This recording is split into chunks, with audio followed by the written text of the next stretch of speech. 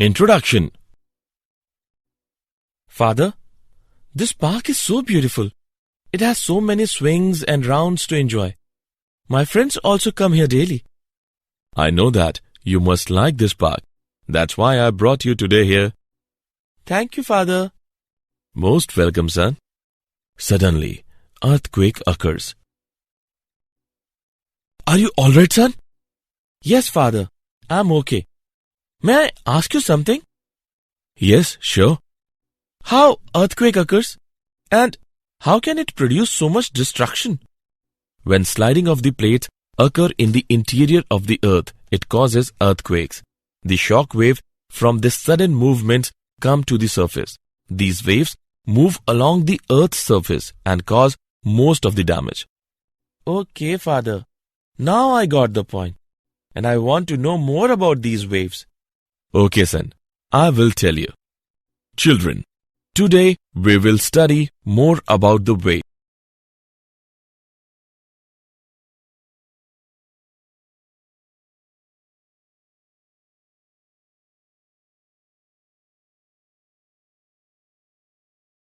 Objectives.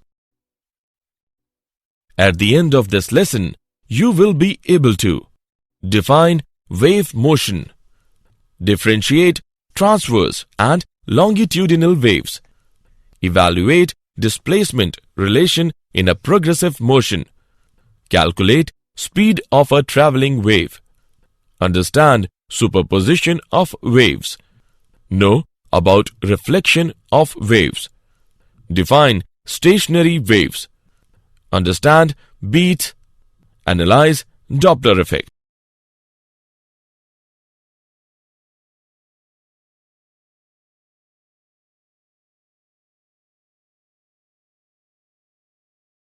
Definition. By means of waves, transferring of energy is possible without bulk motion of matter. Wave motion may be defined as a form of disturbance which is due to the repeated periodic vibrations of the particles of the medium about their mean positions, and the motion is handed over from one particle to the other without any net transport of the medium. A stone is dropped in the water. A boy talking with someone. Earthquake are some examples of wave motion. In this chapter, we shall study about mechanical wave motion. Mechanical waves can be produced and propagated only in those material media which possesses elasticity and inertia. These waves are also called elastic waves.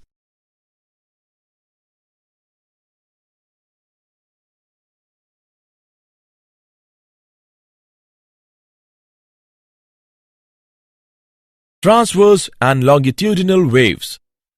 A transverse wave is the wave in which all the medium particles perform simple harmonic motion about their own mean equilibrium position in a direction perpendicular to the direction of wave propagation.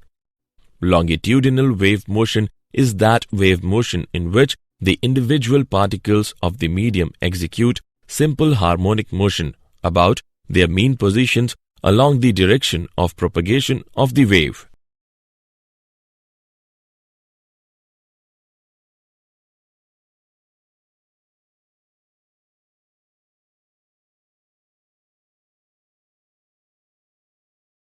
Transverse and longitudinal waves. Let's make difference between transverse waves and longitudinal waves. Number 1. In transverse waves, the particle of the medium vibrate at the right angles to the direction of propagation of the wave, whereas in longitudinal waves, the particles of the medium vibrate along the direction of propagation of the wave. Number 2. The transverse waves travel in the form of alternate crests and troughs. One crest and one trough constitute one wave, whereas the longitudinal wave travel in the form of alternate compressions. One compression and one rarefaction constitute one wave. Number 3. Transverse wave can be formed in solids and on the surface of liquids only, whereas longitudinal waves can be formed in any medium. Number 4. When transverse waves propagate, there are no pressure changes in the medium, but when longitudinal waves propagate, there are pressure changes in the medium. Number 5. Transverse waves can be directly represented by a sine curve, whereas longitudinal waves can be only indirectly represented by a sine curve. Number 6. Transverse waves can be polarized, whereas longitudinal waves cannot be polarized.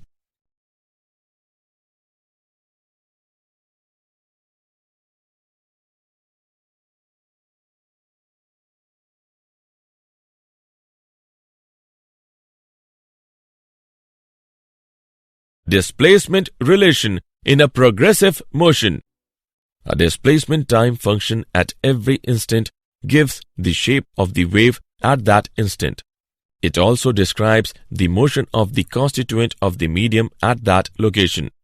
A sinusoidal traveling wave is then described by y is equal to a sine kx minus omega t, where y is equal to displacement as a function of position x and time t. A is equal to amplitude of a wave. Omega is equal to angular frequency of the wave. K is equal to angular wave number. Amplitude. A represents the maximum displacement of the constituents of the medium from their equilibrium position. It is called the amplitude of the wave. Wavelength. The minimum distance between 2 points having the same phase is called the wavelength of the wave, usually denoted by lambda. For simplicity, we can say that the wavelength is the distance between two consecutive crests or troughs in a wave. Period. The period of oscillation of the wave is the time it takes for an element to complete one full oscillation.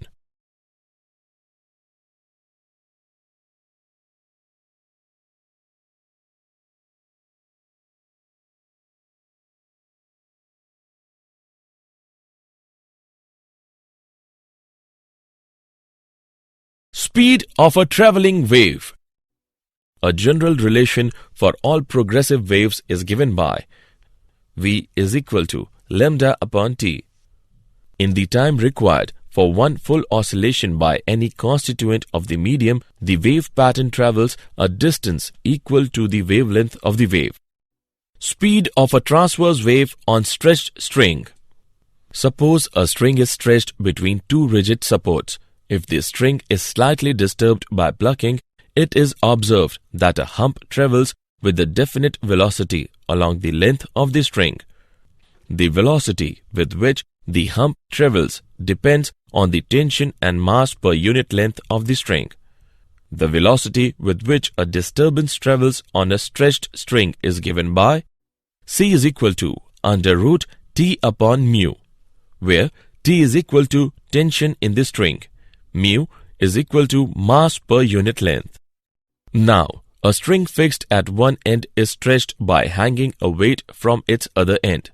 The tension in a string is related to the elastic property and inertia of the string. On stretching, the velocity is given by C is equal to under root T upon pi r square rho. Here, R is equal to radius of the string. Rho is equal to density of the material. Speed of a longitudinal wave. The velocity of propagation of a longitudinal wave depends on the elasticity and density of the medium. Wave velocity is equal to under root elastic modulus upon density.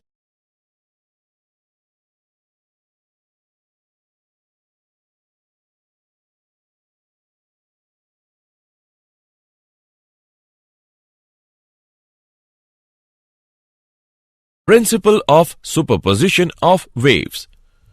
Principle of superposition of waves states that the displacement due to a number of waves acting simultaneously at a point in a medium is the vector sum of the displacement vectors due to each one of them acting separately. Let us take an example. Consider two pulses approaching each other. When the pulses cross each other, they combine to produce a resultant pulse. After crossing each other, they again begin to travel independently as if nothing had happened. This gives rise to the following three important cases of superposition of waves. Number 1. Two waves of the same frequency move with the same velocity in the same direction. This gives rise to the phenomenon of interference of waves. Number 2. Two waves of identical frequencies and amplitudes travel along the same path with the same speeds in the opposite directions. This gives rise to stationary waves. Number 3. Two waves of slightly different frequencies moving with the same velocity in the same direction gives rise to the phenomenon of beat.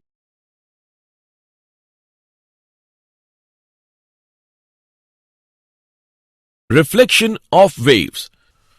When the wave strikes a rigid boundary, it completely gets reflected.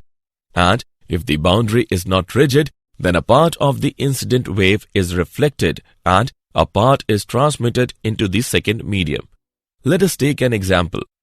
A pulse traveling along a stretched string and being reflected by the boundary. The reflected wave has the same shape as the incident pulse, but it suffers a phase change of 180 degree on reflection. This is because the boundary is rigid and the disturbance must have zero displacement at all times at the boundary. When there is no boundary, then the reflected wave has the same shape and phase as the incident pulse.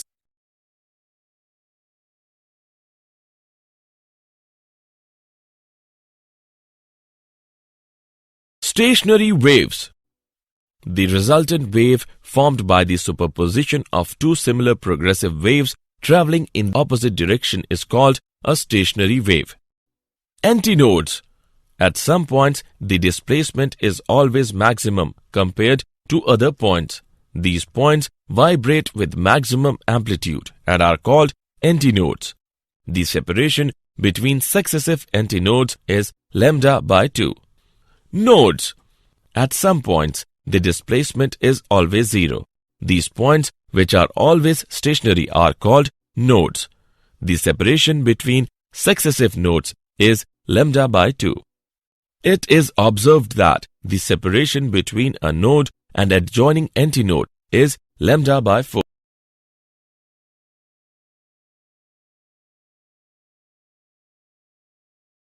Beats.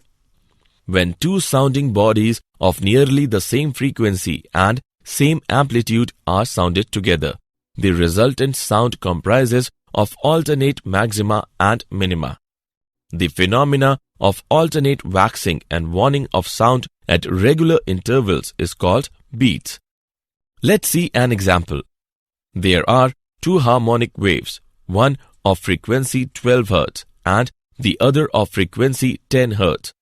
When they superimpose on each other, they give rise to beats of frequency 2 Hz.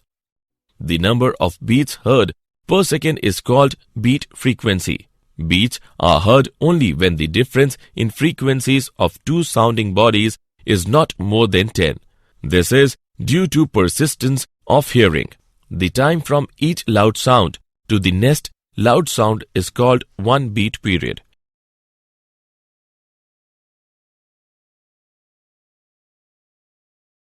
Example. Let's take an example of beat. A tuning fork and an air column at 51 degrees Celsius produce 4 beats in 1 second when sounded together. The same tuning fork produces 1 beat per second when the temperature of the air column is reduced to 16 degrees Celsius. Determine the frequency of the tuning fork. Let's see the solution. When the temperature of the air column is decreased, the speed of the sound in the air column is decreased. Since V is equal to U divided by lambda, therefore V is decreased. Since the number of beats per second is less at lower temperature, therefore we conclude that the frequency of the air column is higher than the frequency of the tuning fork. Let V be the frequency of the tuning fork. Then at 51 degrees Celsius, the frequency of air column is N plus 4. At 16 degrees Celsius, the frequency of the air column is N plus 1. On calculating the given values, we get the frequency of the tuning fork is equal to 50 Hz.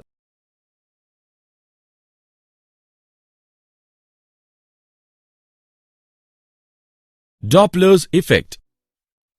The apparent change in the frequency of sound when the source of sound, the observer, and the medium are in relative motion is called Doppler's effect. Let us now discuss the apparent frequency of sound in different cases. Case 1. Source in motion, observer at rest, medium at rest. Suppose the source and the observer are separated by distance v, where v is the velocity of sound.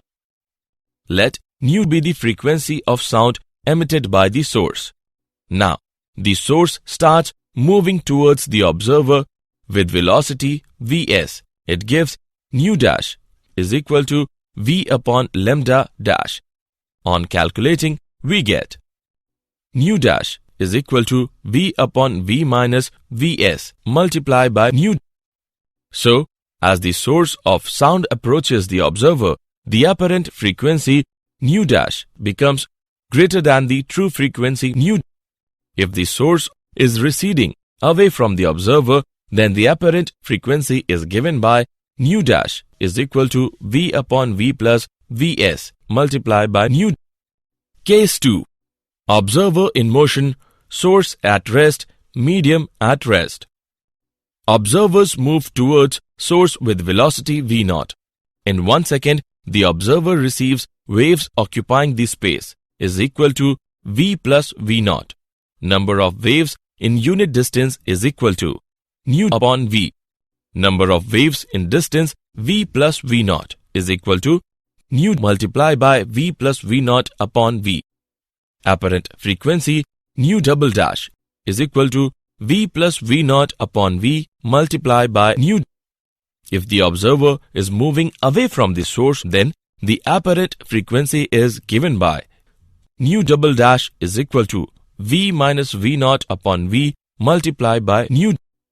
Case 3. When both the source and the observer are moving towards each other. When both the source and the observer move towards each other, then apparent frequency is given by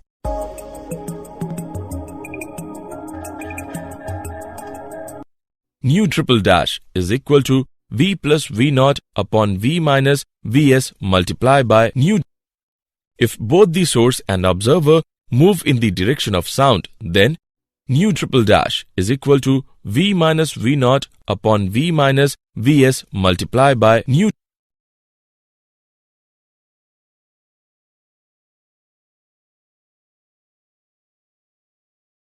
Did you know? A mechanical wave is the disturbance produced in a material medium that transmits energy and momentum by traveling in the medium with a definite speed without any change in its own nature. As wind passes over the water's surface, friction force is to ripple. The strength of the wind, the distance the wind blows, that is fetch, and the length of the gust, that is duration, determines how big the ripples will become. During storms, the combination of low air pressure and onshore winds may produce a storm surge that raises the water level at the shore many meters above normal sea level.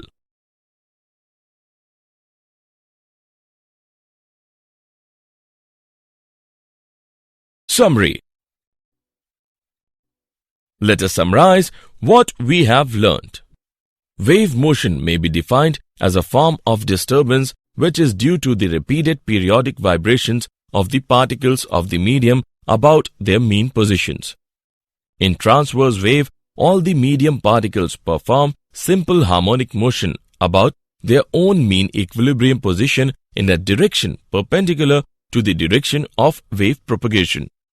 In longitudinal wave, the individual particles of the medium execute simple harmonic motion about their mean positions along the direction of propagation of the wave.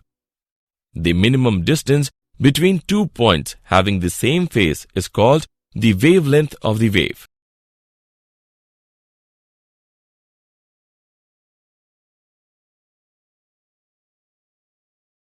The velocity of propagation of a longitudinal wave depends on the elasticity and density of the medium. The displacement due to a number of waves acting simultaneously at a point in a medium is the vector sum of the displacement vectors due to each one of them acting separately. The resultant wave formed by the superposition of two similar progressive waves traveling in opposite directions is called a stationary waves. The phenomenon of alternate waxing and waning of sound at regular intervals is called beat.